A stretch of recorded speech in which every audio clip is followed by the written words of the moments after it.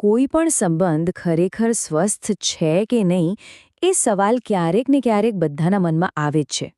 તો ચાલો આજે આ ગૂંચવણને એકદમ સરળ રીતે સમજીએ. એક વાર્તા અને એના પરથી મળતા કેટલાક બોધપાઠ દ્વારા. સંબંધમાં ક્યારેક શંકા કે થોડી અનિશ્ચિતતાનો અનુભવ થવો એ સામાન્ય વાત છે. પણ એ સમજવું બહુ જરૂરી છે કે ક્યારે આ લાગણીઓને ગંભીરતાથી લેવાની જરૂર છે અને ક્યારે એના પર ખરેખર ધ્યાન આપવું જોઈએ. આખી વાતને વધુ સારી રીતે સમજવા માટે આપણે અજયની વાર્તા જોઈએ. બની શકે કે એની પરિસ્થિતિમાં આપણને પણ કંઈક જાણીતું લાગે. જુઓ, શરૂઆતમાં તો બધું એકદમ સરસ હતું, પણ પછી ધીમે ધીમે અજયને કેટલાક નાના નાના ફેરફારો દેખાવા લાગ્યા. જેમ કે એના પાર્ટનરનું મોડે સુધી બહાર રહેવાનું વધી ગયું, ફોનને લઈને એકદમ ગુપ્તતા રાખવા લાગ્યા અને સાવ નાની નાની વાતો પર પણ બિનજરૂરી ઝઘડા થવા લાગ્યા. આ બધી નાની બાબતો જ એના મનમાં એક પ્રકારની બેચેની ઊભી કરી રહી હતી. અને આ જે પોઈન્ટ છે જ્યાં મોટા ભાગના લોકો અટવાઈ જાય છે. એક બાજુ અંતરાત્મા કહે છે કે કંઈક તો ખોટું થઈ રહ્યું છે, પણ બીજી બાજુ એવો ડર પણ લાગે કે ક્યાંક આપણે ખોટો વહેમ તો નથી કરી રહ્યા ને. અજય જે અનુભવી રહ્યો હતો ને એ કોઈ એકળ-દોકળ ઘટના નહોતી. હકીકતમાં આ એવા સંકેતો હતા જે સંબંધમાં વધી રહેલા ભાવનાત્મક અંતર તરફ ઇશારો કરે છે. તો ચાલો અજયની વાર્તાને અહીં થોડીવાર માટે રોકીએ અને એવા કેટલાક મુખ્ય સંકેતોના માળખાને સમજીએ. આપણે અહીં એવા 7 મુખ્ય સંકેતોની વાત કરીશું જેના પર ધ્યાન આપવું ખરેખર ખૂબ જ જરૂરી બની જાય છે. તો પહેલો સંકેત છે દિનચર્યામાં અચાનક મોટો ફેરફાર.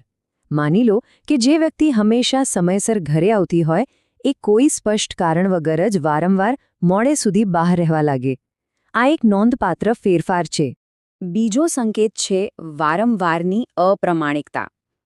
અહીં કોઈ એક મોટા જૂઠાણાની વાત નથી, પણ નાની નાની વાતોમાં વારંવાર જૂઠું બોલવાની એક પેટર્ન બની જાય છે. અને આ નાની નાની બાબતો જ સંબંધના વિશ્વાસના પાયાને ધીમે ધીમે ખોખલો કરી નાખે છે. ત્રીજો સંકેત વધતું જતું ભાવનાત્મક અંતર. તમને કદાચ એવું લાગવા માંડે કે તમે એક જ ઘરમાં રહેતા બે અજાણ્યા લોકો જેવા છો. જે વાતો પહેલાં એકદમ ખુલ્લીને થતી હતી એ હવે બંધ થઈ જાય છે અને સાથે સમય વિતાવવાનું ટાળવામાં આવે છે. હવે ચોથો સંકેત થોડો સૂક્ષ્મ છે. બીજા સાથે સતત સરખામણી કરવી. જ્યારે પાર્ટનર વારંવાર બીજા લોકોની પ્રશંસા કરીને તમને નીચા દેખાડવાનો પ્રયત્ન કરે ત્યારે એ કદાચ પોતાના વર્તનને યોગ્ય ઠેરવવાનો એક અજાણ પ્રયાસ પણ હોઈ શકે છે. પાંચમો સંકેત અકારણ ગુસ્સો. આજે ક્યાં હતા? આ એક સાવ સામાન્ય સવાલ છે, બરાબર? પણ આના જવાબમાં જો ગુસ્સાભરી પ્રતિક્રિયા મળે તો એ સમજવા જેવું છે કે આ ગુસ્સો કદાચ કંઈક છુપાવવા માટેની ઢાલ તરીકે કામ કરી રહ્યો છે. અને છઠ્ઠો સંકેત છે વધતી જતી ગુપ્તતા. ફોનને પાસવર્ડથી લોક રાખવો, મેસેજ છુપાવવા કે પછી તમારી હાજરીમાં ફોન પર વાત કરવાનું ટાળવો. જુઓ, પારદર્શિતા એ વિશ્વાસનો પાયો છે અને આ પ્રકારની ગુપ્તતા એ પાયામાં તિરાડ પાડે છે. અને સાતમો, છેલ્લો સંકેત છે અચાનક વધી ગયેલો ખર્ચ. જો કોઈ સ્પષ્ટ કારણ વગર જ કપડાં કે ભેટ સોગાદો પર ખર્ચ વધી જાય તો એવા જીવનનો સંકેત હોઈ શકે છે જે કદાચ તમારાથી છુપાવવામાં આવી રહ્યું છે. પણ એક વાત યાદ રાખવી ખૂબ જ જરૂરી છે. આ બધા ફક્ત સંકેતો છે, કોઈ પાક્કા પુરાવા નથી. એટલે આનો હેતુ કોઈના પર આરોપ લગાવવાનો બિલકુલ નથી. બસ સાવચેતીપૂર્વક પરિસ્થિતિનું અવલોકન કરીને એને સમજવાનું છે. તો સવાલ એ છે કે આવા સંકેતો દેખાય ત્યારે કરવું શું? ચાલો ફરીથી અજયની વાર્તા પર પાછા જઈએ અને જોઈએ કે એણે આ મુશ્કેલ પરિસ્થિતિનો સામનો કેવી રીતે કર્યો. અજયે આવેશમાં આવીને કોઈ નિર્ણય ન લીધો, પણ બહુ સમજદારીભર્યો રસ્તો અપનાવ્યો.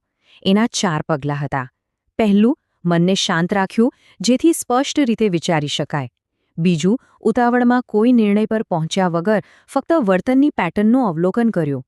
ત્રીજું, કોઈ વિશ્વાસુ મિત્ર કે વડીલની સલાહ લીધી. અને ચોથું, તટસ્થ રહીને આખા સંબંધનું મૂલ્યાંકન કર્યું.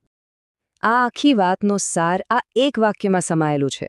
એક ઝેરી સંબંધ તમારું જીવન બરબાદ કરી શકે છે. તમારું આત્મસન્માન હંમેશા પ્રથમ આવવું જોઈએ. યાદ રાખો, આપણી ભાવનાત્મક સુખાકારીથી વધુ મહત્વનું કંઈ નથી. આ પગલાં અનુસરીને અજયને ખાતરી થઈ ગઈ કે એની શંકાઓ સાચી હતી. પછી એણે પોતાના આત્મસન્માનને પ્રાથમિકતા આપી અને એક નવું જીવન શરૂ કરવાનો કઠિન પણ જરૂરી નિર્ણય લીધો. એની વાર્તા આપણને એ જ શીખવે છે કે કડવા સત્યનો સામનો કરવો ભલે પીડાદાયક હોય પણ લાંબા ગાળે સુખી થવા માટે એ અનિવાર્ય છે. તો આ આખી ચર્ચામાંથી આપણે શું શીખી શકીએ? અહીં વાત ફક્ત સમસ્યાને ઓળખવાની નથી, પણ ભવિષ્યમાં મજબૂત અને સ્વસ્થ સંબંધો કેવી રીતે બનાવવા તેની પણ છે. કોઈ પણ સ્વસ્થ સંબંધ 4 મુખ્ય સ્તંભો પર ટકેલો હોય છે. પહેલો, પારદર્શિતા, મતલબ કે વાતચીત હંમેશા ખુલ્લી રાખો. બીજો, સક્રિય વિશ્વાસ. યાદ રાખો કે વિશ્વાસ કમાવવો પડે છે અને જાળવવો પણ પડે છે. ત્રીજો, ગુણવત્તાયુક્ત સમય. એકબીજા માટે ખરેખર સમય કાઢો. અને ચોથું, આત્મચિંતન. સંબંધમાં આપણી પોતાની શું ભૂમિકા છે એના વિશે પણ વિચારતા રહેવું જરૂરી છે. તો ચાલો આજના વિષયનું સમાપન આ એક સવાલ સાથે કરીએ. આ અઠવાડિયે તમે એવી કઈ એક નાની વાતચીત કરી શકો જે તમારા સંબંધમાં વધુ પારદર્શિતા લાવી શકે? યાદ રાખજો, સક્રિય અને ખુલ્લો સંવાદ જ દરેક ગેરસમજ અને અંતર સામેનો સૌથી મોટો હથિયાર છે.